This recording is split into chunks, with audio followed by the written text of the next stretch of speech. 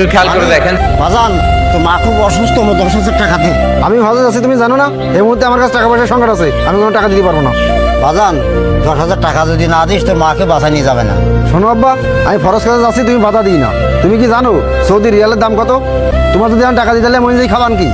বাজান 10,000 টাকার জন্য তোর হজ বন্ধ হয়ে যাবে না। শোনো আব্বা, তোমার ভালো মুই কথা বলে কেন জানে নাকি? তুমি এনে ভালো মুই যাবা না, তোমার গলা দেখা দেবে কি দিতে বান্ধে? তোর টাকা আমার লাগবে না। যাচ্ছে আল্লাহ হুকুম পালন করতে, তার মধ্যে টাকা দাও টাকা দাও। টাকার বস্তানির জন্য আমি বসে রয়েছি, মিজাজটা এখন করে দেয় যত সব। হুজুর, আমার মহল্লার ভিতরে সর্বপ্রথম আমি কিন্তু কালকে হজে যাচ্ছি। এখন এত টাকা দিয়ে হজে যাচ্ছি, এলাকার লোকজন যদি না জানে তাহলে কিরকম একটা হয়ে যায় না? এই জন্য আপনি জুম্মার নামাজের বয়ানে আমার কথা একটু বারবার বলে দিয়েন, আপনার প্রয়োজনে কিছু বকশিসের ব্যবস্থা করে দিবেন। মানিক ভাই, আপনি হজ যাচ্ছেন সে তো ভালো কথা। আমার মনে হয় না যে আপনার হজ কবুল হবে। হজ কবুল হবে না মানে? আপনি জানেন আমি কত টাকা খরচ করে হজে যাচ্ছি? প্রায় 8 লক্ষ টাকা খরচ করে হজে যাচ্ছি, আর আপনি বলতেছেন আমার হজ কবুল হবে না? আমি যতদূর জানি আপনার মা বাবার খেদমত করা তো দূরে যাক, আপনি তাদের কোনোদিন খোঁজ খবরও নেন না। আর একটা কথা মনে রাখবেন, মা বাবার মুখে যদি কেউ হাসি ফুটাতে পারে তো একটা কবুল হজের সব পাওয়া যায়। যাচ্ছিলাম একটু হজে, তা মনে হয় আর যা হবেন না। যত মাসুল সব মনে হয় আপনারা জানেন, আমরা আর কিছুই জানি না। মানিক ভাই, একটা কথা মনে রাখবেন, যেদিন পিতামাতা থাকবে না সেদিন বুঝতে পারবেন আপনার কাছে কোনটা গুরুত্ব ছিল বেশি।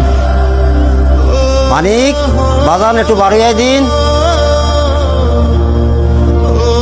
তুমি আবার আইসাও? তোমার ভালো মেয়ে কথা বলি কানে যায় না? আমি কলমে টাকা দিতে পারবো না, আবার টাকা জন্য আইসাও নাকি তুমি? বাজান আমি টাকা নিতে আসিনি, আজকে তো টাকা দিতে আইছি। বাজান তুই কইলি টাকা নেই, এই 10,000 টাকা আছে ওদের দিয়ে খরচ করছিস। তুমি যে কইলে তোমার কাছে টাকা নেই, তাই এই টাকা তুমি কানে পাইছাও? আমার সাথে নাটক করো না। বাজান এই টাকা কটা জমাইলাম তোর মা চিকিৎসা করার জন্য, এখন আর কোনো প্রয়োজন নেই। টাকার প্রয়োজন নেই মানে? আব্বা, মার কোনো সমস্যা হয়নি তো? বাজান তোর মা আর বাইসে নেই, সে পৃথিবী ছিঁড়ি সে চলে গেছে। আর একটা কথা মনে রাখবেন, মা বাবার মুখে যদি কেউ হাসি ফুটাতে পারে তো একটা কবুল হজের সব পাওয়া যায়। আমি যতদূর জানি আপনার মা বাবার খেদমত করা তো দূরে যাক, আপনি তাদের কোনোদিন খোঁজ খবরও নেন না। যেদিন পিতামাতা থাকবে না সেদিন বুঝতে পারবেন আপনার কাছে কোনটা গুরুত্ব ছিল বেশি। শোনো আব্বা, আমি ফরজ কাজে যাচ্ছি, তুমি বাধা দিই। তুমি কি জানো সৌদি রিয়ালের দাম কত? তোমার যদি আমি টাকা দিতে হলে মনে যেই খাবান কি?